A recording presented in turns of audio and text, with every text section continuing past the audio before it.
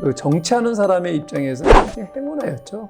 정치하는 사람들의 기본적 덕목이라고 하는 상대를 존중하는 덕목이 없는 거예요. 서울 양평고속도로 네. 논란이 너무 지속되고 있는데 백지와 소나 때문에 하지 않아도 돼요. 오죽 답답하면 그랬겠어요. 오죽 답답하면.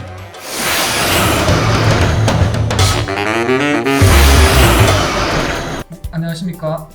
지광토크 이광수 변호사입니다. 오늘은 시사오늘 김자연 기자님과 함께 토크를 진행하겠습니다. 기자님 안녕하세요. 네, 안녕하세요. 시사오늘 김자연입니다. 이번 토크는 대학로에 위치한 예술가의 집에서 한국문화예술위원회 정병국 위원장님과 함께 이야기를 나눠보겠습니다.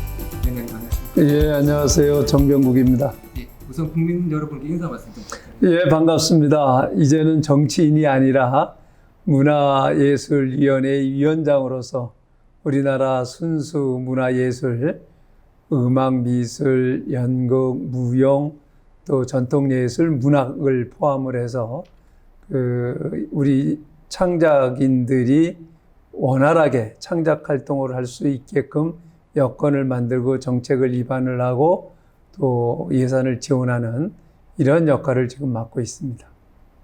위원장님의 이력이 좀 많이 화려하신데 이제 김영삼 정부 때는 대통령 비서실에서 근무하셨고 이후 제16대, 제17대, 18대, 19대, 20대 내리 5선 국회의원을 역임하셨고 이명박 정부 때는 이제 문화체 관광부 장관까지 하셨습니다. 그리고 현재 한국문화예술위원회 위원장 그리고 윤석열 대통령 캐나 특사단장 청년정치학교 교장을 맡고 계십니다. 맞습니다. 예. 문체부 장관 당시에 이제 평창 올림픽 유치 성공하셨죠. 예. 그리고 이제 프랑스와의 협상을 통해서 국보급 문화재인 외교장각 의회를 이렇게 환수하는 등 많은 네. 것을 했는데 문체부 장관 재임 시에 특별히 기억에 남는 에피소드 하나 좀 말씀해 주세요. 길게 못했어요. 1년 채 못 되는 기간을 장관을 했어요. 그때는 이제 제 전임 지명됐던 장관이 낙마를 했죠. 청문회에서. 그렇게 돼가지고 거의 이제 청문회를 통과하는 게 그때는 당장 이제 급선무였기 때문에 그리고 당장 현안이 평창 동계올림픽 유치하는데 굉장히 주력을 해야 되는데 장관이 없는 거예요.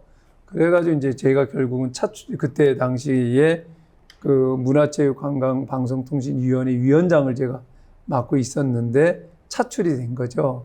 그래서 이제 그런데 그 다음에는 이제 선거가 있기 때문에 결국 정치인이기 때문에 다시 되돌아와야 되는 것. 그래서 1년 채 못하고 이제 그 장관을 그만두고 다시 국회를 컴백을 하게 된 건데요. 근데 제가 인상에 남는 건 그거예요. 평창 동계올림픽 유치하기 위해서 전 세계를 그 당시에 3바퀴 정도를 돌았어요.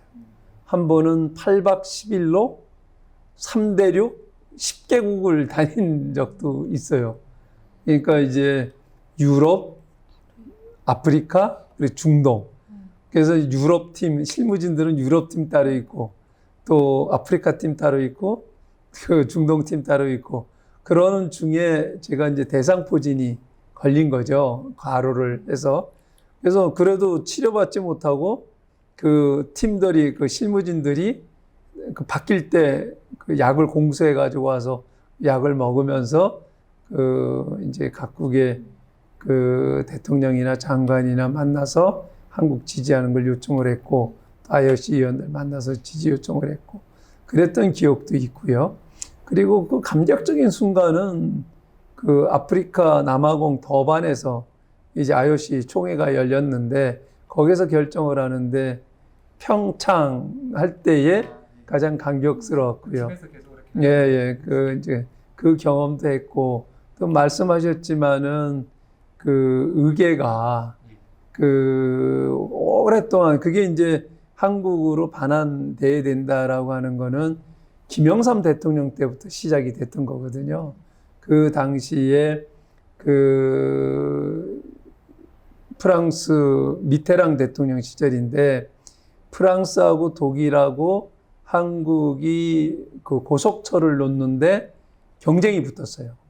그런데 그때 이제 떼제베가 결정이 되게 된 이유는 그 조선 의계를 한국에 반환하겠다라고 하는 전제가 깔려 있어가지고 그래서 떼제베를 프랑스 거를 선택을 하게 됐던 건데 그 당시에 미테랑 대통령이 한국에 오셨을 때에 그 의계를 3권인가를 가지고 오셨죠.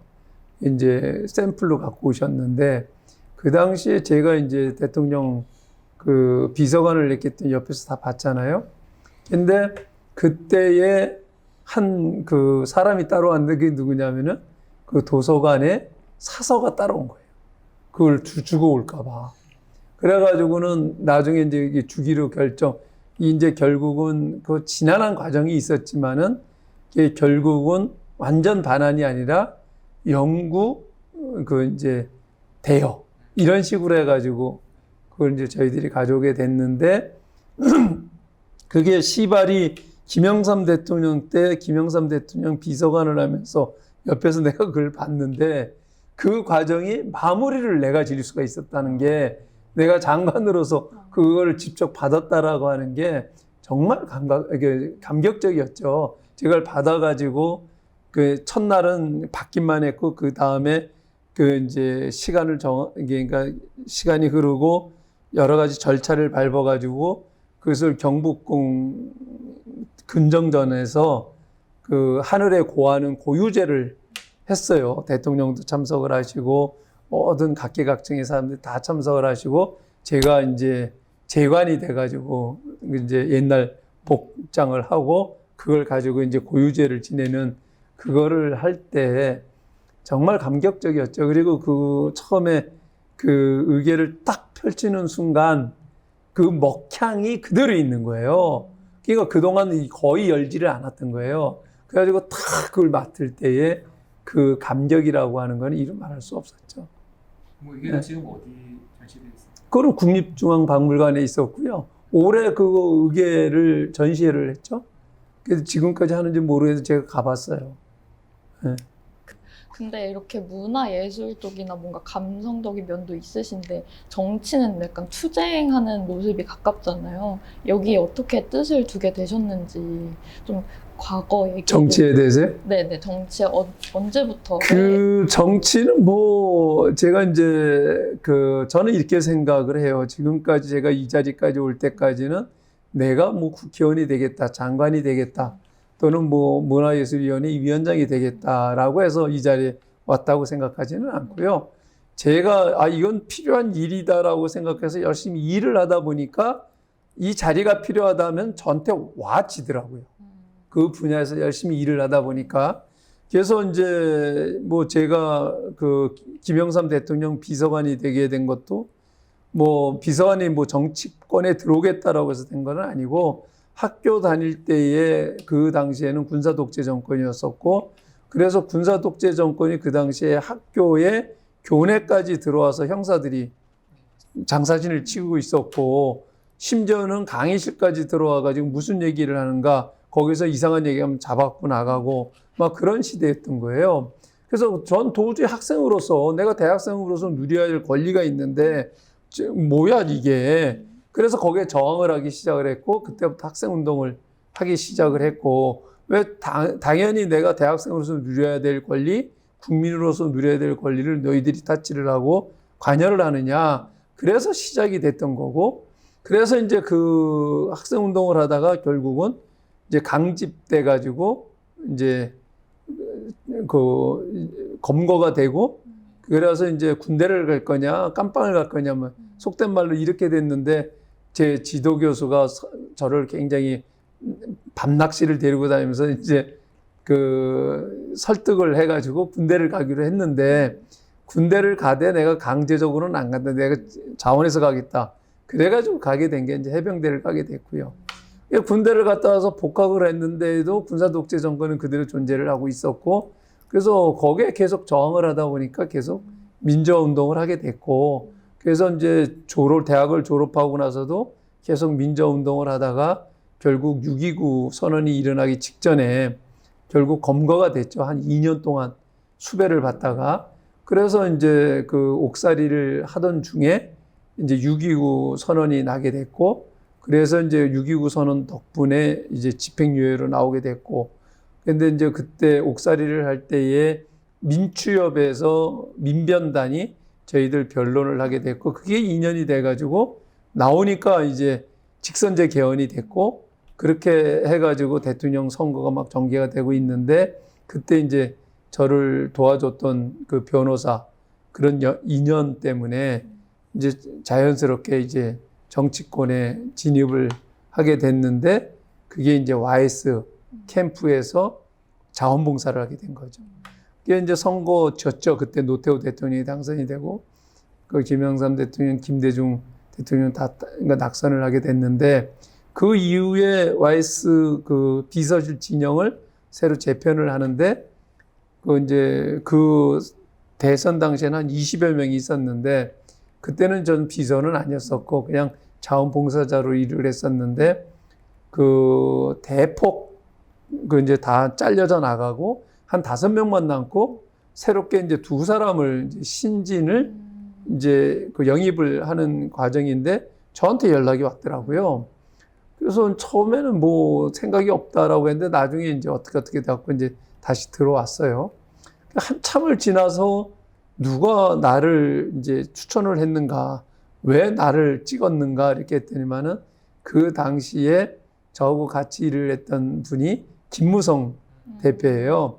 이 김무성 대표가 그때 재정국장을 했는데 제가 그 당시에 홍보 담당을 했고, 그래서 일을 하는 걸 보면서 그 김무성 대표가 저를 추천했다고 그러시더라고요.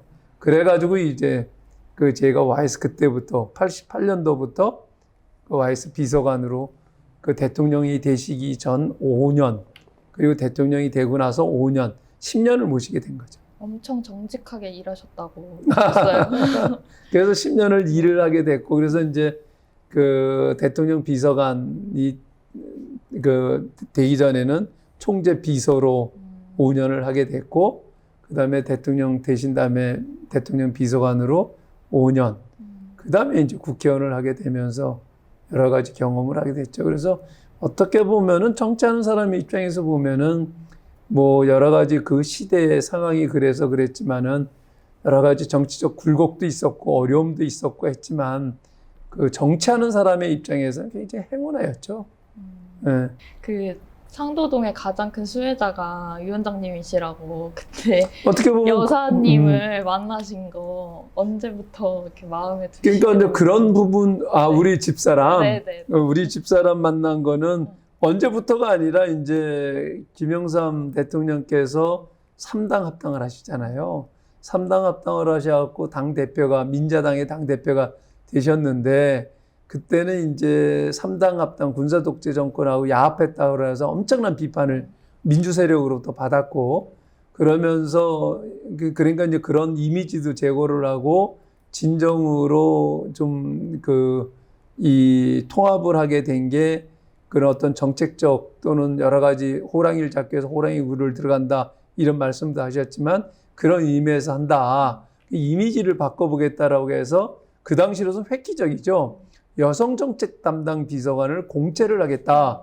이렇게 결정이 된 거예요. 그래서 우리 여기 비서들 중에서 어느 한 사람도 공채된 사람이 없는데 비서가 그 사람 공채를 해갖고 스펙만 보고 어떻게 합니까? 나는 반대입니다. 이렇게 얘기를 했는데 그래서 다수가 그래도 해야 된다 그래갖고 했어요. 근데 제가 이제 홍보 담당을 했기 때문에 나보고 그 이제 광고 문안을 만들라. 그래서 지금 만드는데 이거 해봐야 정병국 와이프 공모다. 그러면서 제가 이제 웃으면서 이제 그 비서들, 그 동료들한테 그러면서 이건 정병국 와이프 공모야. 그러면서 이제 냈어요. 근데 거기서 해갖고 뽑힌 사람이 제 와이프가 된 거죠. 그 면접 볼 때부터 좀 그때부터 작업을 한 거죠. 그러시군요. 근데 위원장님 16대부터 20대까지 미리 오선하셨는데 21대 총선에 불출마하신 이유에 대해서 간단하게 좀 말씀해 주세요. 뭐 여러 가지 그 자의반 타의반이에요. 근데 이제 저는 이제 뭐 정치를 하거나 뭐를 하면서 구차하게 좀 하고 싶은 생각은 없었어요. 근데 이제 순탄하게 오다가 이제 탄핵 국면 이후에 뭐 탄핵에 대해서 뭐 이러쿵저러쿵 막 얘기가 많지만 할 얘기는 많지만 뭐 여기서는 또 구차하게 더 이상 하고 싶은 생각은 없고요.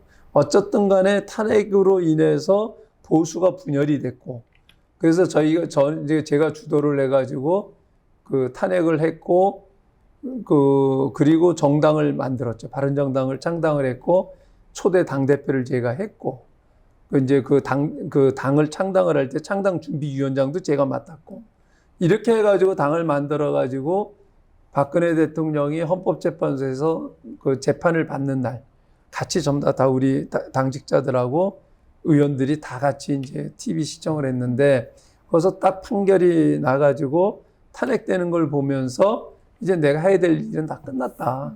그래가지고는, 그리고 이거는 뭐 대통령 혼자만의 책임은 아니고 이 시대를 같이 정치를 했던 사람, 특히 여당을 같이 했던 사람들이 입장에서 저 지경까지 가게끔 만들었던 우리도 공동의 책임자다. 그래서 제가 사표를 내요. 사표를 내고 이제 그만뒀는데, 이제 그러한 과정을 겪고 이 바른정당이 계속 지속돼서 우리가 의도했던 대로 정치를 변혁시키질 못했고, 일부가 대선 과정에서 이탈을 해가지고 다시 자유한국당으로 들어오게 되고, 그러면서 이제 이게 대선까지는 치렀지만은 그 이후에 지지부진하게 되고 또 일부가 또 이탈을 하고, 그래서 그 33명이었던 의원들이 이제 7명 남게 되죠. 7명, 8명 이렇게 남게 되는데, 결국 계속 보수가 분열되어 있는 상태 속에서 과연 이 정치가 정상화가 될 수 있겠는가. 이게 이제 나와서 뭐 의욕적으로 했지만은 실패를 한 거죠, 결국은. 그래서 다시 우리가 분열을 해가지고 이렇게 됐다라고 하면 이걸 다시 통합을 하는 것도 우리의 책무다. 그러니까 제가 이제 주도적으로 역할을 해가지고 보수 대통합을 이뤄내죠. 그 총선 전에. 그래가지고 이제 보수 대통합을 이뤄냈는데, 그리고 나서 이제 공천을 하는데, 그때는 제가 주도적으로 역할을 했기 때문에 제가 뭐 하겠다라고 하는 거죠. 그런데 공천심사위원회가 여러 가지 기준을 만들어 놨는데 다선 배제 원칙이라는 게 있었어요. 그래서 제가 그 당시에 제 다선 중에 한 사람이었기 때문에 이제 마지막에 심사를 하는데, 왜 정병국은 예외냐? 이런 얘기들이 나오는 거예요. 제가 그냥 그 공천을 저한테 주게 되면 그동안 했던 공천의 원칙이 무너지게 되고, 결국은 그렇게 되면은 많이 이제 그때 물갈이란다고 잘라냈는데, 이런 부분들이 이렇게 명분이 없어지는 거죠. 그래서 제가 기꺼이 그때 공천심사위원회에게 나를 희생양으로 삼아라. 그럼 나 원칙대로 하겠다. 악법도 법이니까 하겠다.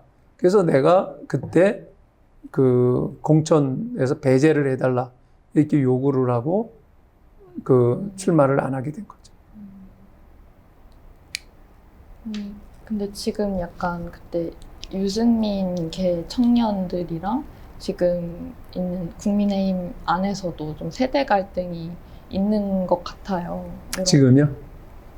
네, 뭐 이준석계라고 불리는 것들. 이게 뭐 이준석계, 유승민계가 네. 따로 있는 건 아니고요. 네. 그건 없고, 다만 이제 그 당시에 바른정당을 같이 했던 사람들, 이제 처음에 바른정당 같이 했던 사람들은 소위 말하는 이제 일부에서 얘기하는 윤핵관, 핵심이라고 하는 사람들이 다 이제 바른정당 출신들이잖아요. 근데 그게 계가 따로 있는 건 아니고요. 다만 그때 생각이 차이가 있었던 거죠. 유승민 생각하고 동조를 하는 사람이 있었고, 또 제가 생각하는 사람은 동조하는 사람들이 있었고, 또 김무성 대표를 중심으로 해서 동조하는 사람들이 있었고, 그랬던 부분들인데, 다만 이제 유승민 대표가 대통령 후보가 되면서 이제 당연히 대통령 후보 중심으로 다 뭉치게 되니까, 이제 일사불란하게 선거 때는 치러야 되니까 함께 하니까 유승민계 이렇게 얘기를 언론에서 일반적으로 하지만은 바른정당 내에 계파가 아예 처음부터 없었어요. 없었던 거고, 지금 다 이제 대통합을 했잖아요. 대통합을 했는데 그 만약에 그런 어떤 계파가 있었다라고 하면은 그 이준석이가 유승민계 아니잖아요. 근데 그 당 대표가 됐던 거 아니에요. 또 당 대표가 되고 나니까 이준석계 또 이렇게 얘기를 그건 아닌 거고 최소한 계보라고 하는 것은 맹목적인 거예요. 정치가 지금 이렇게 국민들로부터 지탄을 받고 욕을 먹고 하는 이유는 그 정치하는 사람들의 기본적 덕목이라고 하는 상대를 존중하는 덕목이 없는 거예요. 그 상대를 존중하기 위해서는 제일 먼저 갖춰야 될 덕목이 저는 다르다라고 하는 것을 인정할 줄 알아야 돼요. 근데 우리 정치는 현재 다른 게 아니라 틀린 거예요. 너는 틀렸어. 내가 맞아. 그렇게 되니까 이거는 상대를 인정할 수가 없는 거예요. 틀린 사람을 어떻게 인정하겠어요? 다른 거죠. 생각이 다른 거죠. 진보 생각 다른 거예요. 보수 생각 다른 거예요. 그게 다른 거지 진보가 틀린 거 아닌 거고 보수가 틀린 거 아니잖아요. 그럼에도 불구하고 너는 틀렸어요. 지금 현재. 그냥 자기 주장만 하다 보니까 싸움이 될 수밖에 없는 거죠. 정치라고 하는 것은 다르다라고 하는 것을 인정하고 그 다름을 조율하고 조정해서 하나를 이끌어가는 게 정치잖아요. 그러려고 하면 다르다는 걸 조율하고 조정하려고 그러면 대화가 필요한 거예요. 그 대화가 전제가 되려고 하면 존중하고 인정을 해야 되는 거잖아요. 근데 그걸 인정하지 않으니까 싸움만 있는 거예요. 결국은 그걸로 싸움을 하는 그룹들이 결국은 정당이라고 하는 거는 자기들이 지향하는 어떤 정치적 가치, 철학을 구현하기 위해서 집권하기 위해서 존재하는 게 정당이란 말이에요. 그러면 그런 정당이 있으면은 당연히 그 갈등이 있고 투쟁을 할 수밖에 없어요. 싸울 수밖에 없지만은 싸운다라고 하는 것은 전제가 이거를 하나로 묶어가기 위한 싸움이어야 되는데 이거는 죽지 않으면 살기로 싸우는 거죠. 그게 진짜 싸움이 되는 거죠. 이러니까 이제 정당도 존재하지 않는 거예요. 정당이 어떤 구현할 가치를 지키려고 하는 게 아니라 특정 인물을 지키려고 하고 있고 그 사람을 통해서 맹목적으로 그 사람을 비호하고 뭐 이런 게 지금 현실 정치 아니에요? 그러니까 이건 패거리죠. 정치가 아니고. 직접 현실 정치를 하신 분으로서 16대 국회나 20대 국회나 그게 죽기 아니면 살기로 싸우는 그게 강해졌다는 걸 확실히 느끼셨나요? 네, 그게 점점 가면 갈수록 더 강화되는 것 같아요. 그 이유가 뭘까? 가만히 여러 가지 생각을 했고 제가 16대 때 처음 들어와가지고 처음에 들어올 때 엄청나게 돈을 썼어요. 저로서는 그 당시에 그 16대 국회 선거 때까지만 하더라도 어떤 얘기가 돌았냐면은 사당 삼락이다 하는 얘기가 들었어요. 사당 삼락 그럼 무슨 얘기 같아요? 응? 보통 이제 우리가 4시간 자면 뭐 떨어지고 5시간. 그걸까요? 40억 쓰면 당선, 30억 쓰면 떨어진다. 그 정도로 돈이 많이 들었어요.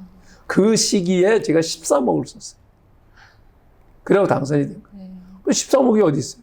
다 빚내갖고 선거를 치렀어요. 근데 13억을 빚을 냈는데 당선은 됐는데 결산을 하는데 좀 암담한 거예요. 이걸 무슨 수로 갚냐. 그러면은 내가 4년 동안 한 푼도 돈 쓰지 않고 모아서 4억인데 그럼 다음 선거는 뭘로 치를 건가? 이런 고민이 앞선 거죠. 기쁜 것보다. 그래서 그때부터 제가 올인을 한 게 이 정치 시스템을 바꾸지 않고서는 다음엔 난 출마하지 않는다. 그게 내가 성공하지 못한다. 그래갖고 올인을 해갖고 바꾼 게 현재의 선거 시스템이에요. 그게 선거법, 정치자금법, 정당법. 이거를 이제 제가 그때부터 이제 집중적으로 그 뜻을 같이 하는 젊은 의원들이 모여서 미래연대라고 하는 걸 만들고 함께 논의를 한 게 그 그룹이 거기에 이제 참여했던 사람들이 소위 말하는 남원정, 남경필, 원희룡, 정병구, 거기에 이제 지금 오세훈 시장, 그 또 이제 권영세 의원, 임태희 뭐 교육감, 뭐 이런 분들이 그 멤버들이었던 거죠. 그리고 우리가 이제 17대 때 가서 재선되어서 또 연장해서 만든 게 새정치 수요 모임이고 그 멤버들이 이제 지금 김기현 대표나 주호영 의원이라든가 박형준 그 시장이라든가 뭐 이런 권영진 대구 시장이었던 사람, 이런 사람들이 또 그 그룹이었고, 민주당으로 넘어간 사람들 중에서는 김부겸 총리라든가 조정식, 김영춘, 이 멤버들이 다. 그러니까 그 시대에 그걸 같이 고민하고 같이 싸우고 했던 이 그룹들이 오늘날에도 정치의 중심부에 있는 거예요. 그때 치열하게 공부를 했고 논의를 했고, 그래서 그때 제가 주도를 해가지고 정치개혁 입법을 만들었고, 저는 그걸 가지고 논문도 제가 썼어요. 박사기 논문도. 그 박사기 논문의 일부가 채택이 되었고 만들어진 게 지금 현행법인데, 그게 오세훈 입법이라고 소위 얘기를 하죠. 제가 초안은 제가 만들었지만 왜 오세훈 입법이라고 하냐면, 오세훈 의원이, 그러니까 시장이 그 당시에 불출마 선언을 해요. 그래서 저희들은 그 공천을 이미 받아가지고 선거운동을 해야 되는데, 그게 2월 달에서야 개정이 되거든요. 4월 달에 선거인데. 근데 그래서 오세훈 그 당시 의원이 저거 바톤 터치를 해요. 들어가서 오세훈 의원이 이걸 마무리를 하면서 오세훈 입법이 된 거예요. 그래서 그런 어떤 정치 개혁도 하고 그랬습니다만은. 그 의원님, 네. 청년 정치학교 원장을 맡고 계신데. 교장이요? 예, 아니, 교장. 음. 이 학교가 구체적으로 어떤 이제. 이거는 제가 이제 바른정당 당대표를 할 때 만들었어요.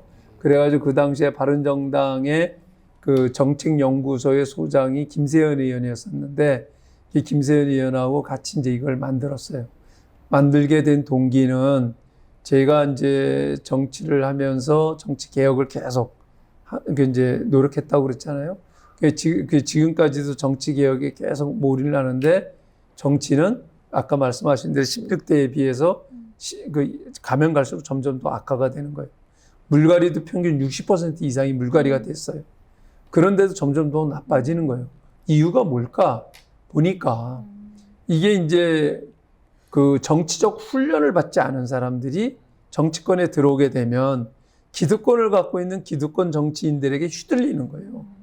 예, 그 휘둘리게 되고, 처음 들어온 사람들이 잘 모르는 상황 속에서 기성 정치인들, 선배 정치인들이 이래라 저래라 그러면 말을 듣게 되고, 말을 듣지 않으면 다음 공천에 와서 어떻게 될지 모르니까 줄 서게 되고, 그러니까 기성 정치인들보다도 더 눈치 빠르게 줄 서는 것만 배우는 거예요. 그러다 보니까 점점 더 악화가 되고 자기 목소리를 내는 사람들이 없는 거죠. 그러니까 이 기성 정치권의 패거리들의 전이대가 돼버리는 거예요. 그러니까 지금 이걸 그럼 어떻게 막을 거냐. 그러니까 지금 앞에서 여러 가지 돈 안 들어가고 이런 선거 공영제도, 지금의 선거법제도 이걸 많이 바뀌었지만, 과거에 몇십억씩 들어가던 게 2억 있으면은 선거 치르고 선거 15% 이상 받으면 100% 보전받고, 이런 시스템은 그때 다 만든 거란 말이에요. 우리가 다 만들어 놨지만은 근본적으로 패거리 정치를 할 수 있는 그 고리는 못 끊었는데, 이걸 어떻게 개선할 거냐. 그러니까 우선 사람을 키우자. 우리가 다 할 수는 없다. 그래서 새롭게 들어오는 젊은 정치인들에게 정치권에 진입해갖고 눈치 보지 말고 자기 목소리 내고 자기 가치를 실현할 수 있는 정치를 할 수 있는 그룹을 만들자. 그래가지고 청년 정치학교를 만든 거고, 여기에는 여야를 진영을 따지면 안 된다. 만약에 내가 바른정당 당대표로서 이 학교를 만들었기 때문에 바른정당 당원이나 또는 바른정당이 지향하는 가치만을, 그 가치를 동의하는 사람만 받아들이게 되면 이건 또 다른 패거리가 될 수가 있는 거죠. 재패거리가 되는 거예요. 그래서 이거를 거부를 하고, 이 바른정당에서 운영하는 학교지만 여기는 커리큘럼이 가치 중립적으로 만든다. 그래서 보수적 시각을 갖고 있는 전문가도 부르고, 또 그 진보적 시각을 갖고 있는 전문가도 부르고, 학생을 선발할 때에는 어느 당을 지지하건 안 하건 무당파든 상관없이 우리가 지향하는 이 가치 실현을 할 수 있는 사람들이면 선발하겠다. 이렇게 하고 시작을 해서 처음에 6.6대 1까지 처음에 경쟁률이 올라갔었어요. 그래가지고 선발을 해서 시작을 된 게 지금 이제 청년정치학교고, 지금은 이게 이제 몇 번의 바른정당이 이제 통폐합을 했다가 이제 나중에 없어지고, 그러면서 보수 대통합을 할 때에 제가 통합을 주도하면서 이 청년정치학교가 당으로 들어가면 왜곡될 수도 있겠다. 그렇게 생각을 하고 그걸 당에다 넣지를 않았죠. 그래서 지금은 별도 사단법인으로 만들었고, 지금도 역시 저하고 김세현 의원이, 제가 교감을 맡고 있지만, 저희들이 하지만 저희들은 이제 울타리 역할만 하고, 그걸 운영하는 건 동문회에서 이제 다 운영을 해요. 학생들 중심으로 운영을 하는데 지금 벌써 7년 차 왔으니까 상당 부분 다른 사람들이 이게 얼마나 오래 가겠어 이런 얘기가 있는데 굉장히 어떻게 보면은 그 정치 교육 기관으로서는 우리나라의 유일무이하게 성공한 케이스인 거죠. 어디 그 자금 지원도 안 받아요. 안 받는 이유는 자금 지원을 받게 되면 거기에 그 눈치를 볼 수밖에 없고 거기에 쏠림이 일어날 수 있기 때문에 순수하게 학생들의 수업료만 받아갖고 하는데 수업료 비싸지 않아요. 그 6개월 과정에 18만 원, 지금은 26만 원으로 좀 올랐는데 그것밖에 안 받으니까 그럼 학생들이 뭐 좌파 성향 가지고 있는 학생도 있고 우파 성향 학생도 있고 중도 성향 가지고 다 이렇게 같이 이렇게 교육. 그렇습니다. 예. 그 실질적으로 지난 지방선거에서 그 9명이 공천을 받았어요. 그리고 7명이 당선이 됐는데 거기에는 민주당 의원도 있고 국민의힘 의원도 있고 또 여기 출신들 중에서 지금 각 정당에서 보좌관을 하거나 또는 그 당의 사무처 의원으로 들어와서 일을 하는 사람들도 있고 그런데 그러니까 저기 정의당도 있고 그리고 저기 민주당도 있고 국민의힘도 있고 고르게 퍼져 있어요. 그 어떤 가치를 실현해 주기를 바라셨는지 좀 전 주목하는 그거예요. 정치. 예, 그건 저는 그런 거예요. 그러니까 가치 실현이라고 하는 거는 젊은 사람들이 공동의 이익이 있잖아요. 추구해야 될 방향이 있는 거잖아요. 다만 뭐 골은 하나인데 여기 접근하는 방법이 나는 진보적으로 접근해 보겠다. 보수적으로 접근해 보겠다. 여기서 이제 파가 갈라지는 거라고 저는 봐요. 그러면 청년 정치인들이라고 하면 청년들이 그 자기들이 실현하고자 하는 그런 사회를 만들고 싶어 할 거 아니겠어요? 그럼 거기에 접근하는 방법은 다를 수가 있지만 목적은 같다. 그러면 같이 논의하면서 동문수학을 하면서 하게 되면 지금 같은 극단적 정치, 그 패거리 정치가 아니라 상생하는 정치가 될 수가 있다. 이런 생각을 가지고 그걸 만들었는데 지금 뭐 굉장히 바람직하게 운영이 되고 있고 또 결과도 어느 정도 나고 있다. 소위 말하는 여의도에서 청년 정치라고 하는 사람들이나 또는 TV에 나가서 그 논객들, 정치평론가들이라고 하는 사람들 패널로 나오는 사람들 보면 확실히 청년 정치학교 출신들이 자기 목소리를 낸다. 이렇게 볼 수가 있죠. 위원장님, 핫 이슈가 되고 있는 요즘에 주제가 있는데 서울 양평고속도로 네.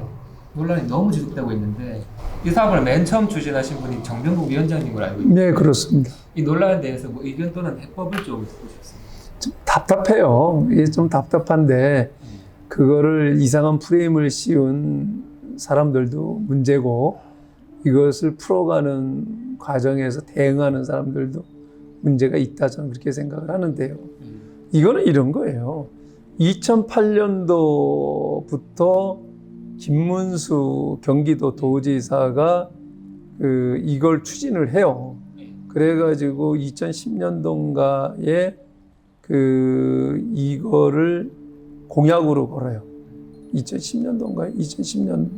2010년도 지방선거에서.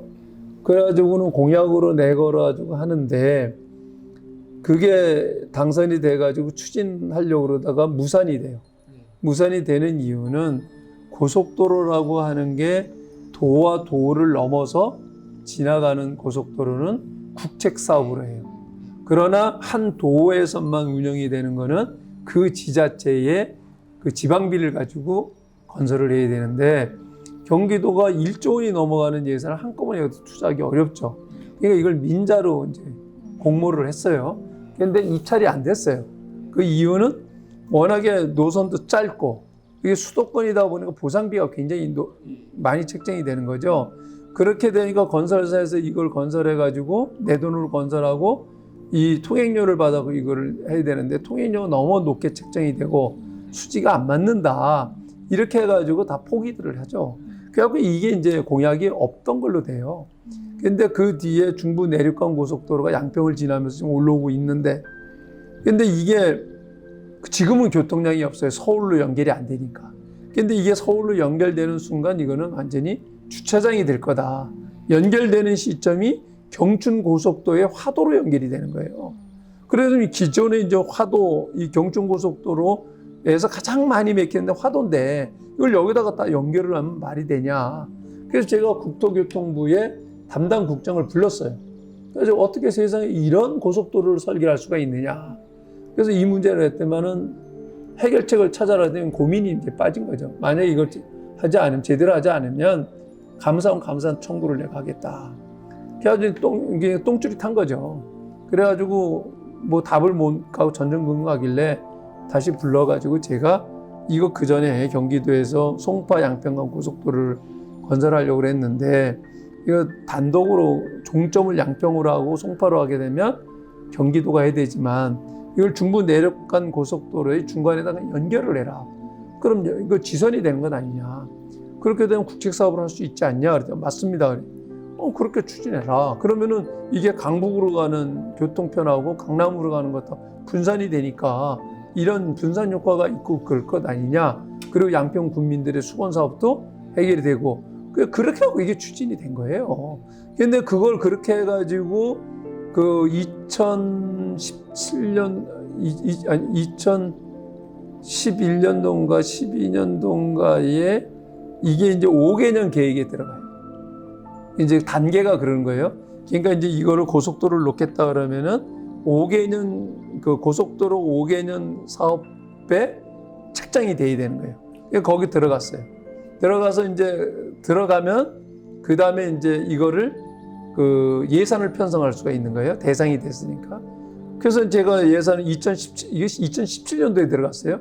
2017년도에 연말에 그 예산 편성을 하는데 설계비를, 용역비를 제가 이제 넣자.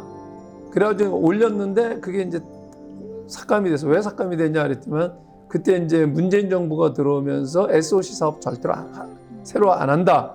그게 다 됐습니다. 내년에 하겠습니다. 내년에 한다면 그러면 그 예산 그 결의서에 부대 의견으로 달아라. 부대 의견까지 다른 거예요. 그래가지고 2018년도에 예산이 책정이 되고 2019년도부터 예타가 들어가가지고 2021년도에 결과가 나오는 거예요. 그런데 그 당시에는 예타가 나오려고 그러면 하여튼 간에 제일 최단거리로 일단 해서 예타 통과하고 그럼 예타 통과된 안도 실시 설계하는 과정 속에서 노선이 얼마든지 변경이 될 수도 있고 그러니까 일단 예타 통과되는 선으로 하자. 제일 짧은 구간을 한 거예요. 그러니까 예타 통과된 시점을 기준으로 그렇게 확정된 게 아니고 변경 가능하다. 그렇죠. 그걸 전제로 해서 한 거죠. 처음서부터. 그래가지고 만드는 안이 이제 1안이 된 거고. 그래가지고 이제 1안이 이제 예타가 통과가 됐는데 그 뒤부터는 제가 국회의원을 아니었잖아요. 그 다음에 그러면 국토교통부에서는 이 안을 실시 설계를 하기 위해서 지역 주민들의 의견도 반영을 해야 되고 또 이게 경제성도 따져야 되고 여러 환경 영향 평가도 받아야 되고 여러 가지를 고려를 해갖고 몇 가지 노선을 이제 대안을 만들어요. 그 대안을 만든 게 1안, 2안, 3안을 만든 거죠. 그래가지고 이거를 가지고 이제 주민 공청회를 할 단계인 거예요. 근데 여기에다가 민주당이 프레임을 건 거죠. 이게 특혜다. 이렇게 특정인의 그 땅을 겨냥을 해갖고 만든 특혜다. 그럼 말도 안 돼. 이거는 지금 아닐 뿐이고 확정이 된 것도 아닌 거예요. 그러면은 국토교통부에서 만약에 당신들이 그렇게 생각한다고 하면은 전문가들의 의견, 지역 주민들의 의견을 수렴을 해보자. 지역 주민들이 결정하면 될 것 아니냐. 그렇지 않겠어요? 지역 주민들이 어떤 특정인을 위해서 결정할 턱도 없는 거고 그러면은 지역 주민들이 가장 편리한 노선을 선택할 거고 다수가 원하는 데를 가야죠. 이쪽으로 하면 이쪽 지역 사람들 좋아할 거고 이쪽으로 하면 이쪽 사람 좋아할 거고 이쪽으로 하면 이쪽 사람들 좋아할 테지만은 그러니까 더 많이 이용되는 쪽이 어디냐 이렇게 선택하면 되는 거예요. 그래서 이걸 지금까지 이렇게 싸울 이유도 하나도 없고 주민 투표 붙이면 되죠. 주민들이 결정하면 될 거 아니에요. 그렇잖아요. 그럼 주민들이 원하는 대로 하면은 깨끗하게 해결될 건데 왜 이렇게 공방을 하는지 잘 이해가 가죠. 원희룡 장관이 지금 최근에 이제 말씀한 게 이제 대안 노선이 이제 원안보다 경제성, 편익성에서 우수하다고 이렇게 말했거든요. 근데 저는 그 원장관이 그런 얘기할 필요도 없다고 봐요. 그건 실질적으로 이미 제가 있을 때부터 그게 더 경제성이 낮다라고 하는데 지금 이 시점에서는 굳이 원장관이 그런 얘기를 할 필요도 없고 주민들한테 전문가한테 넘기면 돼요. 그러면은 답이 나올 텐데 뭐. 그러면은 그게 어떤 특혜성 때문에 특정인을 위해서 결정하지 않았다는 게 결정이 될 것 아니겠어요? 같이 이렇게 남원정 소장파로 활동하신 원희룡 장관이 뭔가 이런 식으로 변화한 거에 대해서 어떻게 평가하시는지. 변화한 거예요? 어떻게? 네. 그러니까 뭐 백지화 선언 기존에 하지 않았대.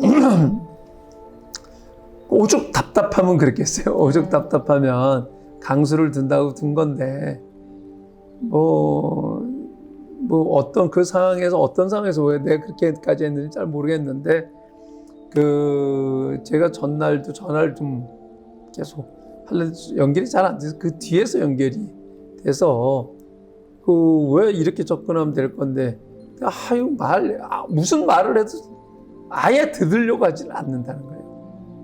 그래서 뭐 그랬다 이렇게 얘기를 하는데 오죽하면 그렇겠어요. 오죽하면. 그리고 이제 현재 위원장님께서 한국문화예술위원회 위원장을 맡고 계신데요. 한국문화예술위원회에 대해서 간단히 소개를 드리겠습니다. 앞에서 제가 잠깐 말씀을 드렸지만은 우리나라 그 순수예술, 음악, 미술, 연극, 무용, 또 전통예술, 문학 이 분야를 최일선에서 예산 지원을 하고 정책 입안을 하고 하는 데가 이제 순수 창작 활동을 하시는 분들을 서포터하는 그런 기관이라고 보시면 되고요. 그런데 좀 안타까운 거는 올해가 이제 우리 위원회가 생긴 지 50주년이 됐어요. 50년 전이라고 하면 1973년이에요. 1973년도에 1인당 국민소득이 얼마나 됐을 것 같아요? 얼마나 됐을까요? 1000불 때, 100불 때, 10,000불 때? 2,000불 때? 300불 때예요. 300불.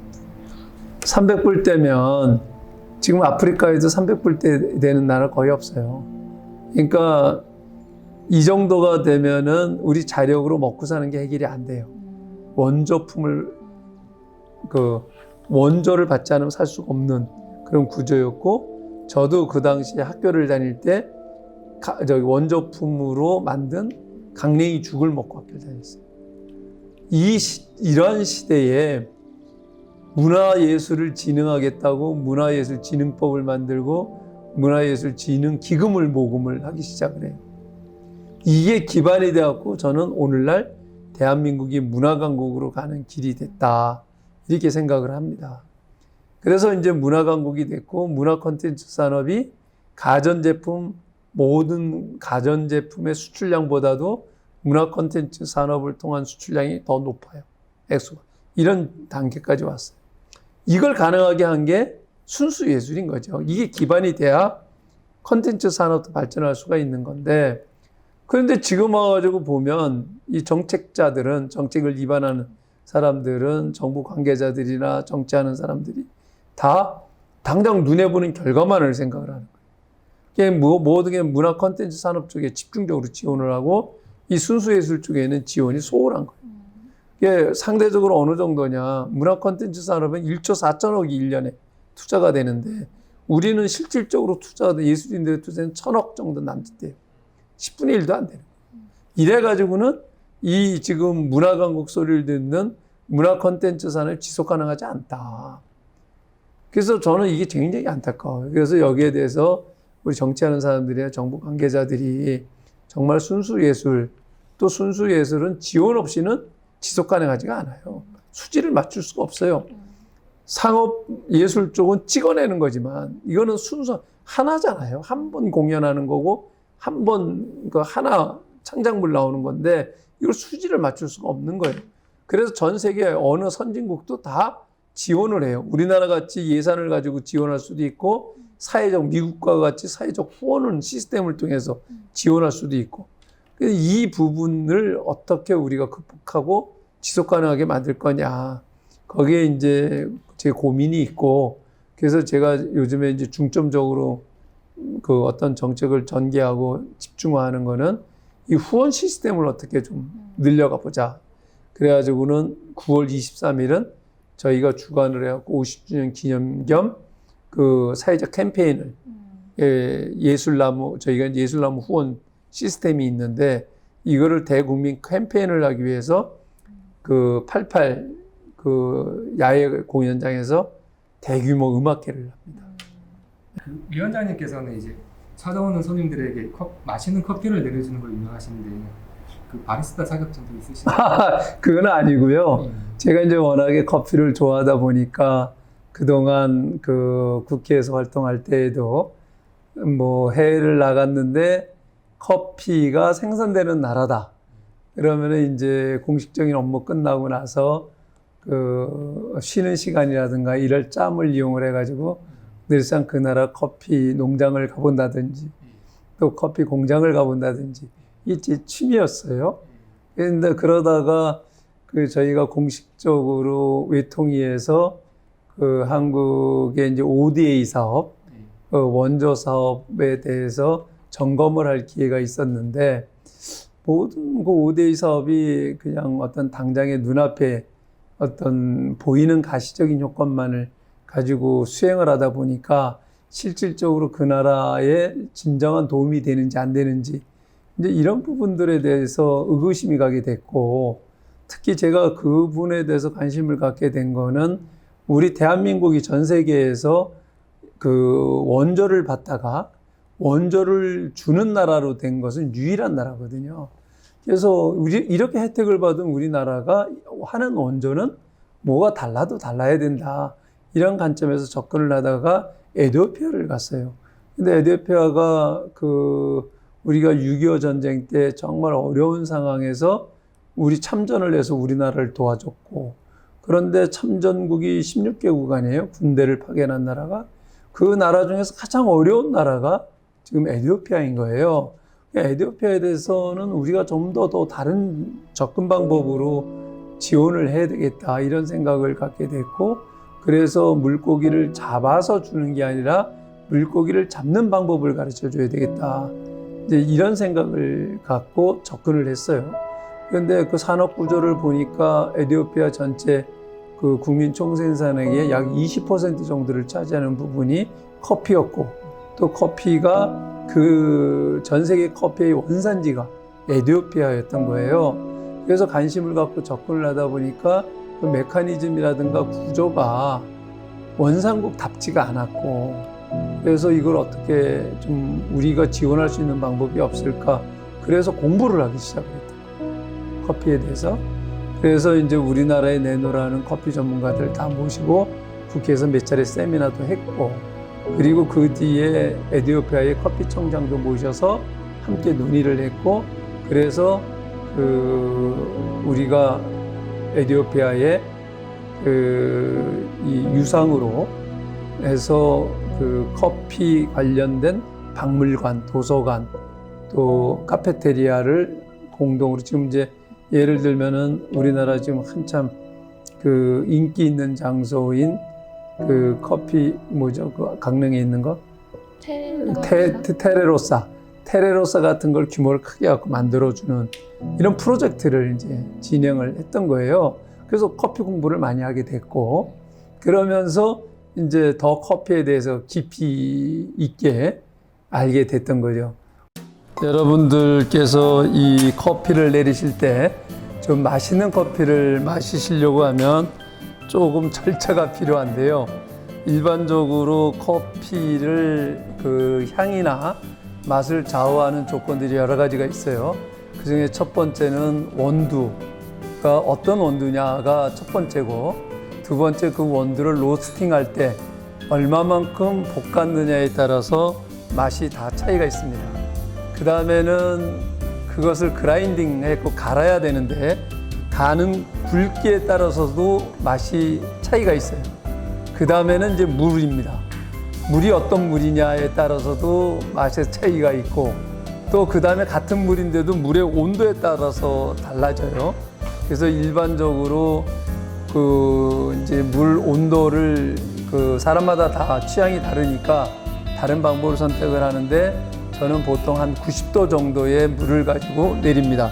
근데 지금 이 물이 98도짜리를 좀 내렸어요. 근데 우리가 그 온도계가 없으면은 온도를 측정하기가 어렵잖아요. 그래서 물 온도 측정하는 방법은 대략으로 해보니까 한번 이렇게 물을 따로 주잖아요.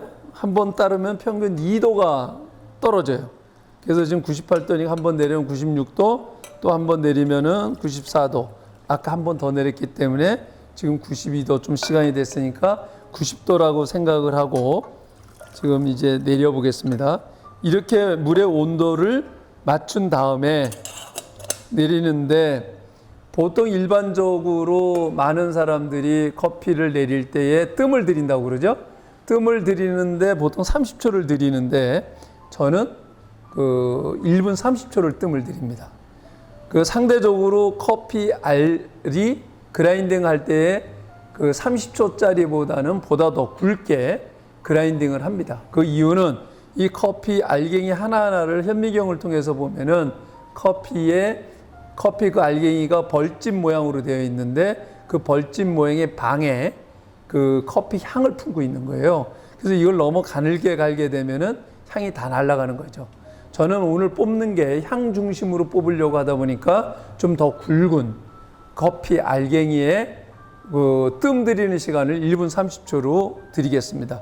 예, 처음에 시간을 보는 거죠. 지금 시작을 하겠습니다. 스타트를 해서 시간을 재는데 처음에는 그 커피 위에 물을 살짝 고르게 배분을 해가지고 적셔주는 거죠. 이렇게 한두 몇 방울 정도 떨어질 정도로 그렇게 해서 1분 30초를 기다립니다. 1분 30초 동안 뜸이 들여지면 그 다음에 이제 추출을 하게 되는데 이게 이제 어떤 원리냐면은 이게 이제 커피가 뜨거운 물을 받았잖아요. 그러면 이제 물을 받고 그랬으니까 이 커피가 부풀어 오르는 거죠. 그게 이제 여러 번 저한테 이거를 그 가르쳐 주신 분 얘기인즉슨 본인이 이거를 여러 차례 시간을 가지고 했는데 1분 요 정도 굵기로 1분 30초를 뜸을 들이고 물을 딱 부니까 향을 가장 많이 뿜고 끌어내리더라. 그래서 향만 뽑는 커피가 만들어진다. 이런 얘기를 들었어요. 그게 이제 원리인 거예요. 그래서 지금 이제 1분 10초 정도 지났어요. 한 20초 정도 더 지난 다음에 이 이제 뜨거운 물을 딱 붓게 되면 이 부풀어 있던 커피가 팡 터지면서 이 물과 함께 이 밑으로 향이 쫙 내려가는 이런 원리라고 합니다. 자, 그래서 1분 30초가 됐습니다. 이제 다시 이제 내리는 시간은 30초입니다. 30초 동안 첫 번째 추출을 하게 되는 거죠. 이것도 물줄기의 굵기에 따라서 맛도 또 바뀝니다. 이 물줄기 한 걸 확 부으면 여기 커피에 골이 생겨갖고 물이 고르게 퍼져가지고 향을 뽑아내는 게 아니라 그냥 다 물만 내려갈 수가 있지 않겠어요? 싱거워지는 거죠. 이렇게 해서 1차 추출을 하고 20초를 2차 뜸을 들이는 거예요. 그 중에는 아직 터지지 않은 게 있기 때문에 기다리는 거죠. 그리고 나서 20초가 된 다음에는 10초 동안 또 내리게 됩니다. 2차 추출을 하는 거죠. 딱 2차 추출을 한 다음에는 10초를 한다면은 바로 해야 될 게 이걸 바로 띄워줘야 됩니다. 계속 이게 찌꺼기가 계속 내려오게 되면 잔맛이 나는 거예요. 잔맛이 쓰고 뜰분 맛이 나오게 되는 거죠. 일반적으로 사람마다 취향이 다 다르죠. 더 진한 커피를 마시는 사람도 있고 엷은 커피를 마시고 있는 사람도 있는데 일반적으로 제가 해보니까 이 원액의 4배의 물을 섞어주면 많은 사람들이 가장 입맛에 맞는다고 그래요. 저는 그거보다 더 희석을 시킵니다만은 4배의 물을 희석을 해서 그 커피를 마시게 되는 겁니다. 자, 한번 맛을 보실래요? 쓰고 뜰분 맛이 적죠? 예. 그리고 향이 많죠? 향이 살아있어요. 네. 괜찮아요? 너무 입맛에 맞습니다. 자, 끝입니다, 이제. 잠깐, 여기를 눌러주세요. 구독과 좋아요를 눌러주시는 분들에게 건강과 행운 장수를 기원합니다.